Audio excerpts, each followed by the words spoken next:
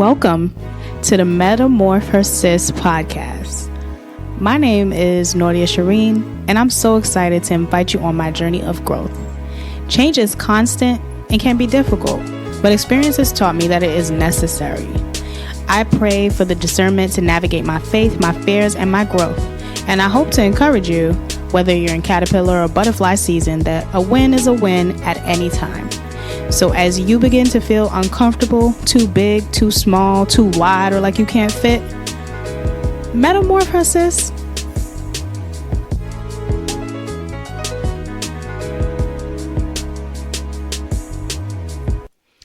Yes.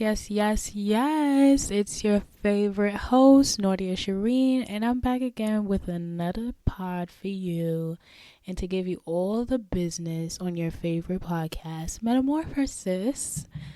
Yes, I am back, and we are stepping into 2020 more. You heard what I said? I said 2020 more, okay? More joy, more peace, more happiness, more love, more money. Okay, we are stepping into 2020 more. Don't forget that come with more work, more stress,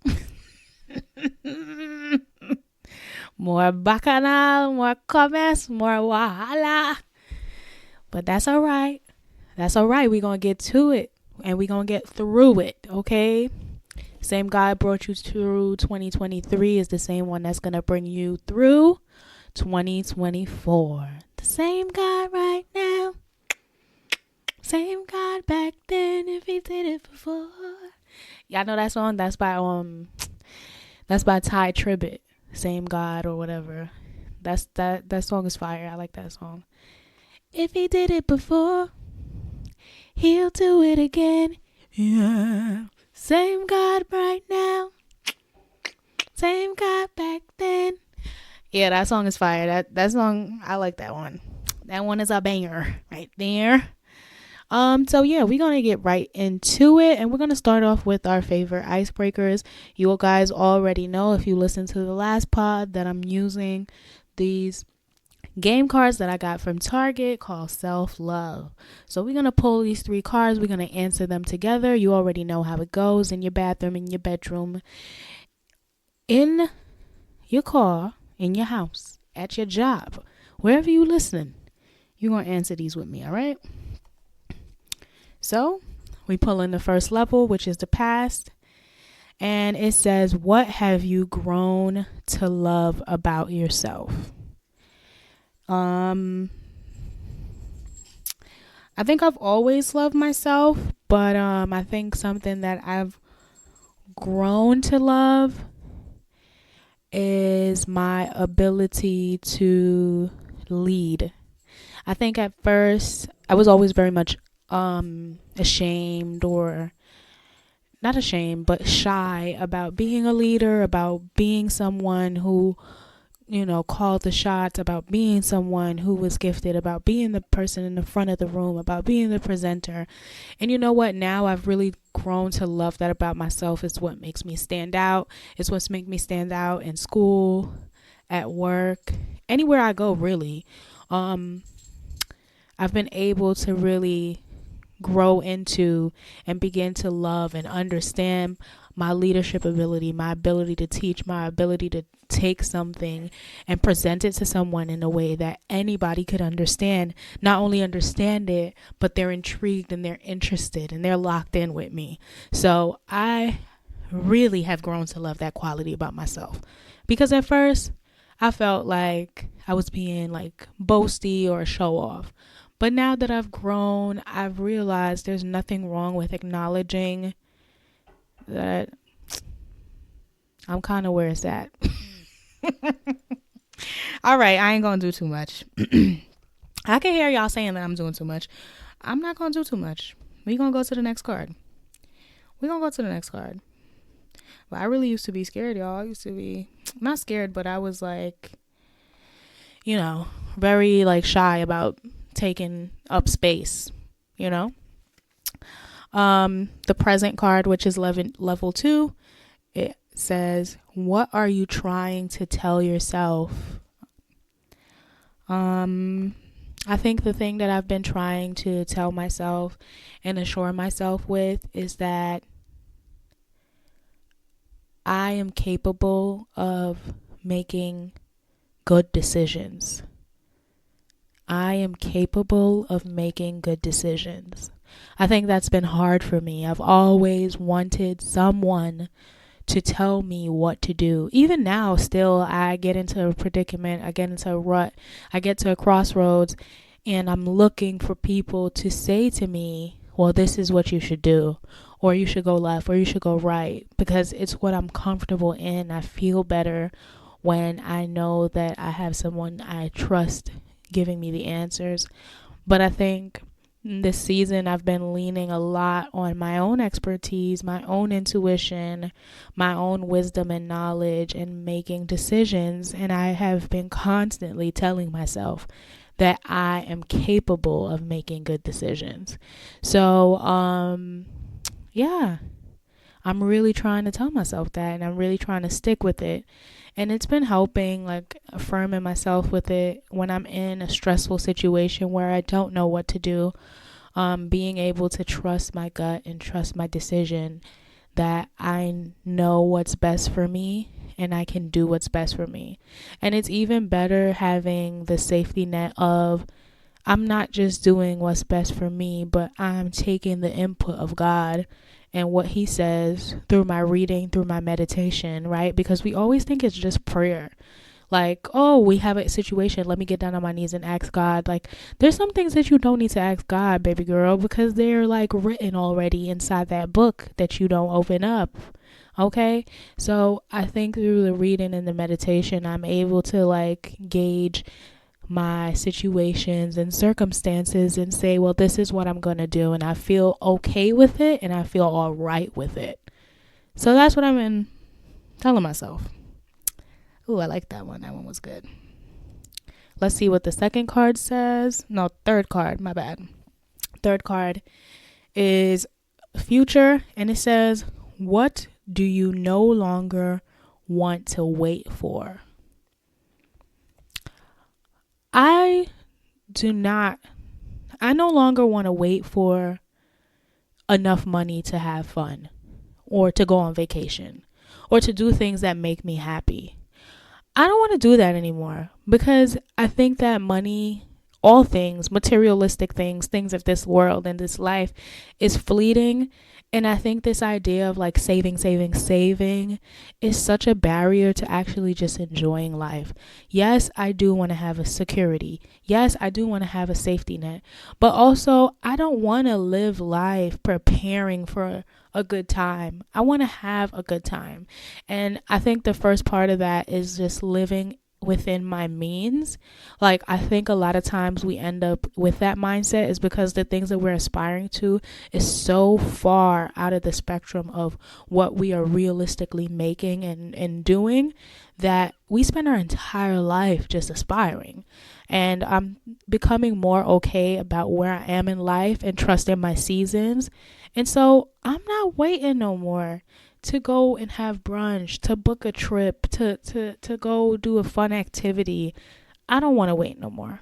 And I think that we shouldn't, I'm not saying now go live, paycheck to paycheck and spend your whole pay to go to Jamaica. I'm saying that try to be a little bit less rigid and frugal when it comes to doing things that make you happy. If there's nothing to reap, there's no benefits of all the hard work that you're doing, it becomes even more tiresome than it actually is. So it's important to give yourself something to look forward to so that it makes the work worthwhile and easier. Okay?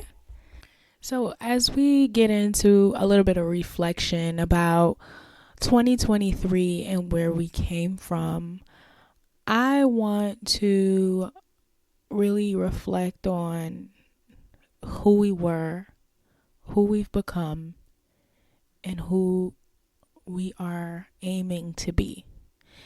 And so as I look back at 2023, I see a young woman who still was very dependent on other people to tell her what her role was, who she was, what her journey should be.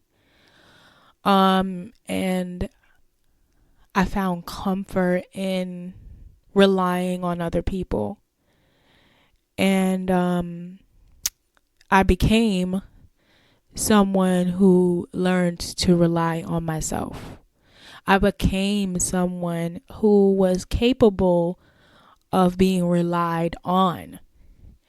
And I am aiming to be someone who is at peace with choosing my own path.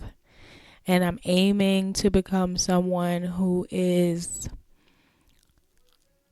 gentle and kind and empathetic to the people in my community and in my surroundings, to my family, my loved ones, my friends, anyone that I am in relationship or covenant with. I want to be a better person, woman, friend, family member to them. So I think that is who I was, who I became, and who I'm aiming to be. With that said, we are going to go straight into our next segment of the show, What Would Jesus Do? WWJD. In this segment of the pod, I throw out a hot topic, question, or circumstance, and together we discuss what we think, how we feel, but ultimately imagine, consider, and contemplate what would Jesus do.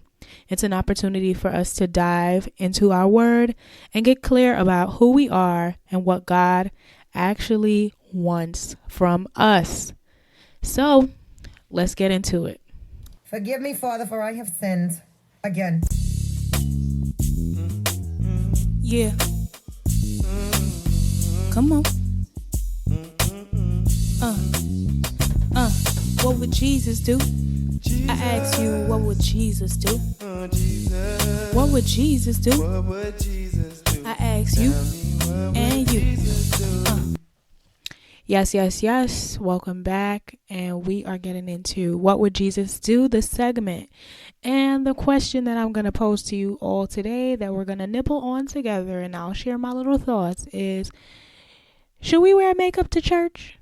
Now, I know that we have a lot of thoughts on this, but I really would like if you guys really got back to me on this. Should we wear makeup to church?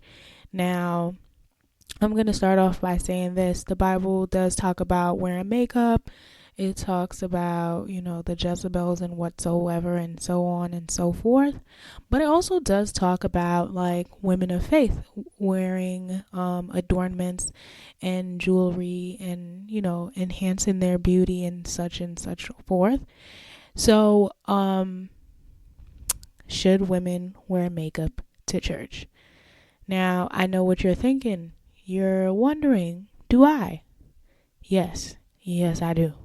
Okay, the eyebrows be on fleek, the lashes be fluttering, and the gloss is popping.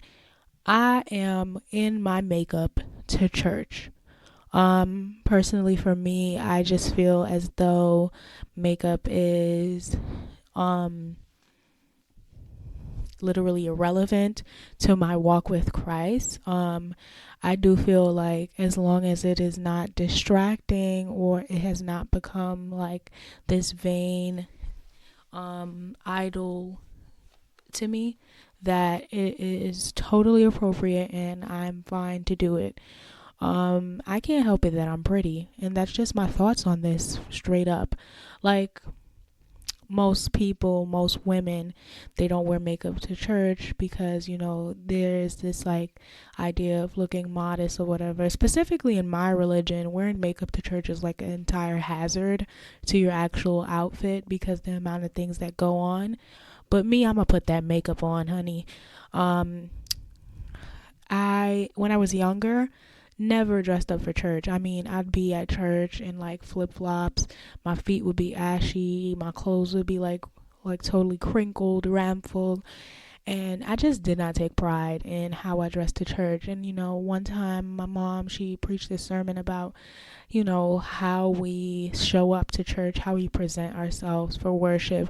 And she talked about like getting into the state of worship, and it starts with getting ready and getting your clothes prepared and all that. And all that could be a form of an act of worship. And I said to myself, after hearing that sermon, I'm going to go to church and I want to look good, because you know why? When I go out into the world, I do my best to look good. And so it's not that I feel like I don't look good without makeup, but I do when I want to get specially dressed up, and I want to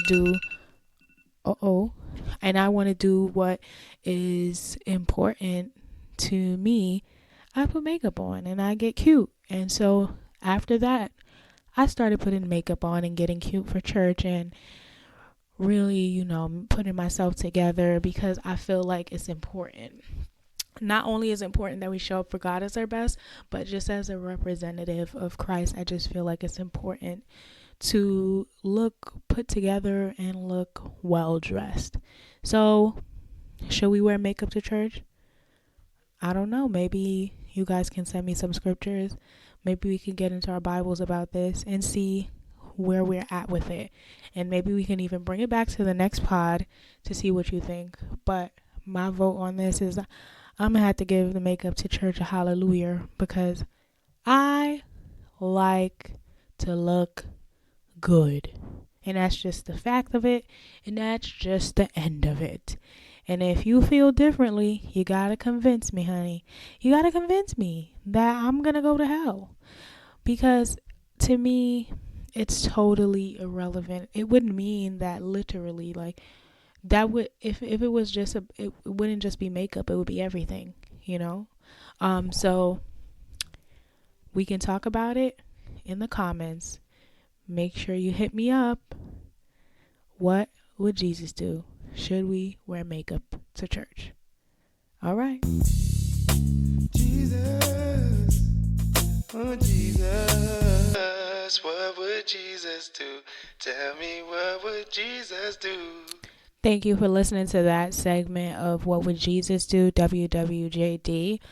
I am so thankful that you have been listening. And as we go into 2020 more, what I want to say to you is that you have been doing your best. You have been trying your hardest, and you have been putting in the work. So now that we're going into 2024, I want you to enjoy the harvest, enjoy the fruits of your labor, enjoy the benefits of the things that are coming to you, and just be feeling secure in knowing that whatever is coming to you is meant for you.